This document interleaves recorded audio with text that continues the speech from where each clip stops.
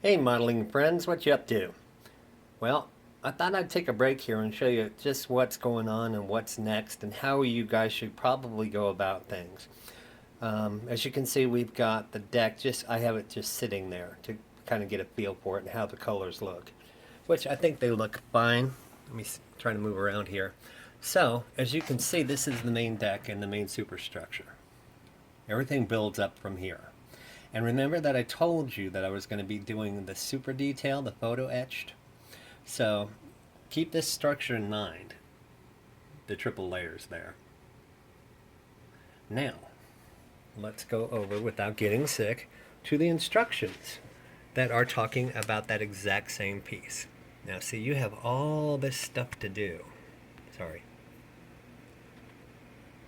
On that. That's just the beginning part. But we're also going to be doing the super detailing with the photo etch. So this is where you've got to plan your work. So you're looking at what the model kit says it needs, but we're replacing some of these plastic with photo etch. So then we have to come over to this instruction sheet and follow their instructions in time and along with the actual kit instructions. So you got to kind of think through how you're going to do this. So one of the reasons I wanted to do the super detail was just that it gives such an added look to the finished model and takes it from plastic to a very almost museum quality, quite honestly. There's a whole cottage industry, a whole aftermarket industry for models. And they do most of the major models and talk to the companies, get the specs, get the plans, and then build accessory sets. So my next step, really, I'm not following the instructions.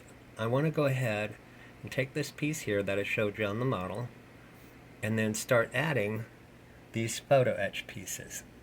So everything in blue there, instead of just being blank like it is on the model right now, will now have high detail. We'll have doors and it will have holes, portholes, and all sorts of fire doors, and there might even be a few things hanging on the wall like fire extinguishers. And then sometimes you actually have to remove pieces. So if you see right here, that black one, the staircase drawn in black needs to be dremeled out, made smooth, painted, and then we put in the photo etch part as the stair.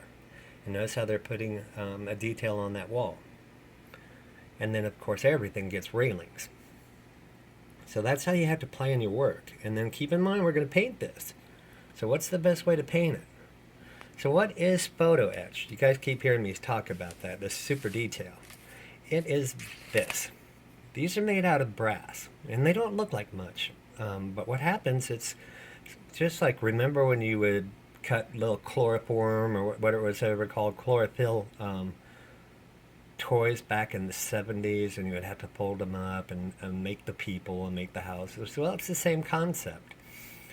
So these all right through here are the 40 millimeter quad cannons, or what they call BOFOs.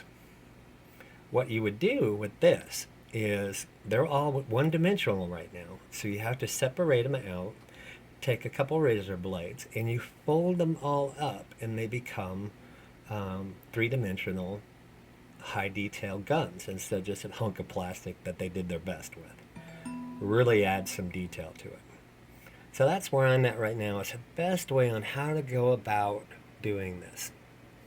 And keep in mind, I can't make any mistakes because we're also putting the wood deck down. So common sense would say, let's finish this part here first. Then we'll paint it. And then we'll also do the same thing with the bow pieces, the remainder of the deck, because they have things too. So again, here's the instruction for the front deck, the bow. But wait a minute, over here, where was it? They also have instructions for the deck, the bow.